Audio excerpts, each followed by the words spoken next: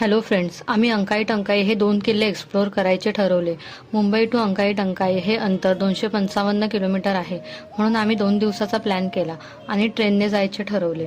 तपोवन एक्सप्रेसने 5:40ला आम्ही दादरवरून निघालो. 9 वाजेपर्यंत नाशिकला पोहोचलो. नाशिकमध्ये रेंटवर बाईक अवेलेबल आहेत. बाईक घेण्यासाठी आम्हाला 2 बसेस चेंज करून जावे लागले. नाशिक सिटीमध्ये खूप ट्रॅफिक असल्यामुळे तिथे पोहोचेपर्यंत आम्हाला 12:30 वाजले.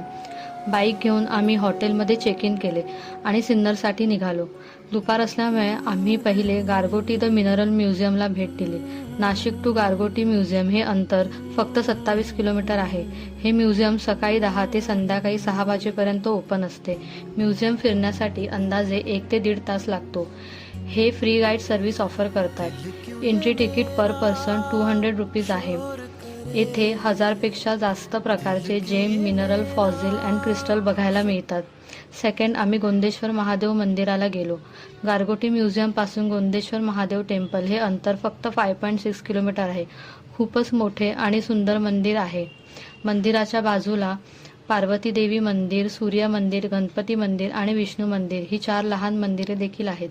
मंदिराचे वातावरण हे शांत आहे. हे एक ऐतिहासिक मंदिर आहे. त्याच्या शांत वातावरणासाठी नक्कीच इथे भेट देण्यासारखे आहे. मंदिराच्या भोवताली बरीच मोकळी जागा आहे आणि झाडाखाली सावलीत बसण्यासाठी सीट देखील आहेत. आजच्या दिवसाचा लास्ट स्पॉट होता ऐश्वरेश्वर टेम्पल.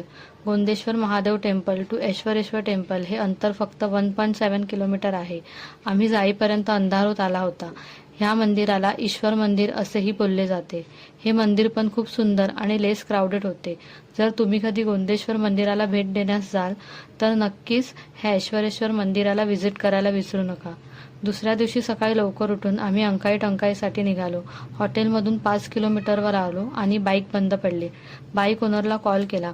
त्याला येण्यासाठी वेळ लागला. त्याने दुसरी गाडी अरेंज करून दिली. आम्ही नाशिक सिटीमध्येच फिरण्याचे ठरवले. बट नंतर सिटी ट्रॅफिक आणि अंकाई टंकाई कॅन्सल झाल्यामुळे आम्ही रिटर्न मुंबईला येण्यासाठी निघालो.